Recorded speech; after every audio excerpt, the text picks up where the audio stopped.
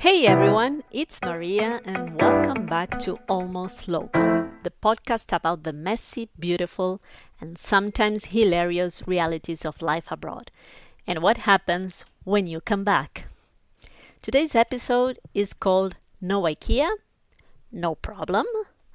Question mark, very much intended. Because this week I've been re-nesting and I've realized something. Moving back to New Zealand means setting up house again. But this time, there is no IKEA.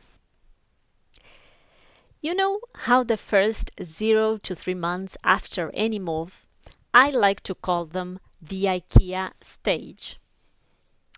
That phase when you're all excited, making lists, wanting everything to look functional and beautiful, determined that this house will be the organized, cozy version of you. Back in Europe, IKEA was my baseline. New apartment, IKEA. New life, IKEA.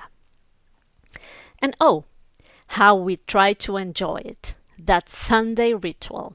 You walk in full of hope, and 3 hours later you walk out tired, slightly grumpy, and somehow carrying a cheese cutter you didn't need.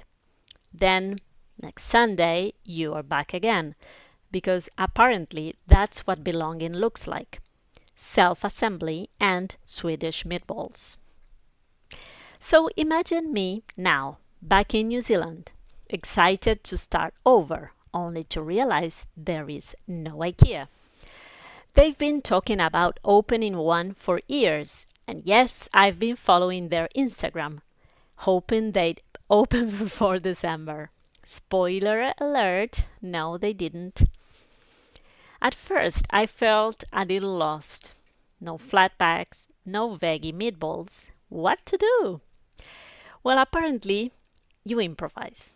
Trade Me, Facebook, Marketplace, local shops that smell faintly of glue and adventure. It's slower, more creative, and honestly, more human. And here's the twist in the story. We did have boxes, just not ours. See, there is a family we know from Argentina. Back in 2020, when they first moved to New Zealand, we were among their first friends here. Fast forward to now, we were moving to New Zealand just as they were moving back to Argentina. They too had arrived with very little, and when they left, they decided to pass things forward. Boxes full of kitchen essentials, blankets, plates, and even their Christmas tree. So, when we got here, it felt like Christmas morning for real. Box after box, full of surprises and memories that weren't technically ours, but somehow felt part of our story too. I'm genuinely grateful for that act of kindness. It made our first 2 months busy and full of joy. We didn't even have time to miss IKEA. So maybe that's the heart of this story. Home isn't always something you build from scratch. Sometimes it's something you inherit, something others pass on to you. One box, one plate, one story at a time. Our home now is this beautiful patchwork.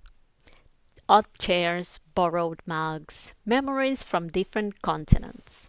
Nothing matches, everything connects. And maybe that's what being almost local really means. Learning to make yourself at home with what's already here. Thanks for listening, and if you're somewhere in your own IKEA stage, hang in there. It passes. Now I'm off to my morning coffee. Let's keep it going, one story and one coffee at a time. And remember, you can always check our website, almostlocal.com, and follow our Instagram, almostlocal, for more stories and updates. Thank you for being there again.